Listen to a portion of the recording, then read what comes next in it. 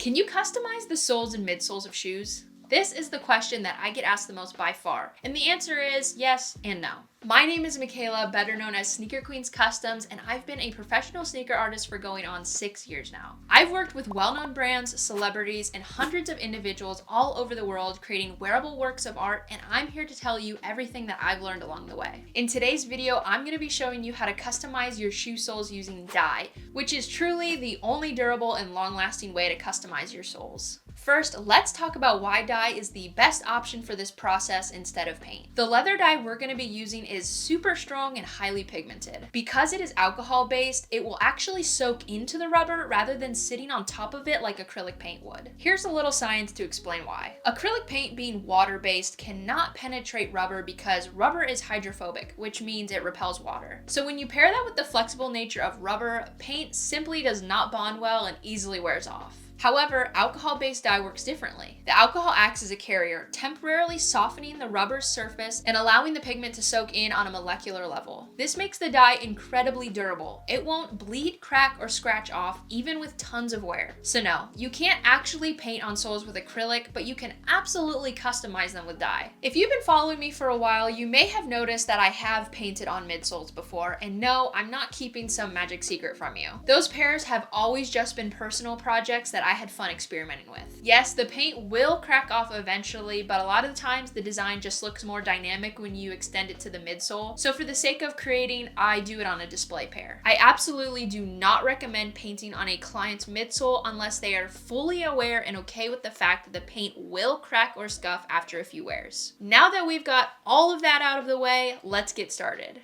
So here's what you'll need for this customization, and everything that I'm about to list can be found in the description below. ANGELUS leather dye of your choice, I'm using the color brown, a wool dauber, or a flat paintbrush. I'm going to be using both for this tutorial. Masking or vinyl tape, acetone, Q-tips, cotton pads, and gloves. Before any prep or customizing, you're going to want to protect your workspace from the dye. I use tape and a trash bag to cover my desk in case of any spills. So before we begin dyeing these, I'm going to take my cotton pads and Q-tips and remove any factory coating that may be on the rubber midsoles and soles with acetone. By taking this extra step, we're giving the dye an even better chance at fully saturating the rubber. Then I'm going to tape off the upper section around the midsoles, making sure to get a really tight edge so we can protect the leather from any runaway dye. And a tip here, I get better results when I take the extra time to apply the tape flush with the rubber edge versus just slapping it on and cutting away the extra with an X-Acto knife. Now for the fun part, actually using the dye. Firstly, I'm going to use a flat paintbrush to really get up close with a controlled, steady hand to the edge of the midsole. You're going to want to make sure to get as close to the edge as possible without actually going over onto the tape with your brush because dye can still have the potential to leak underneath. Then I'm using the wool dauber to saturate the rest of the midsole and sole. You can continue to use the flat brush for this part, or you can use the dauber like I am. It's just personal preference. When applying, make sure the dye is evenly distributed and there aren't any darker pools of dye, otherwise you're going to have a splotchy finished product.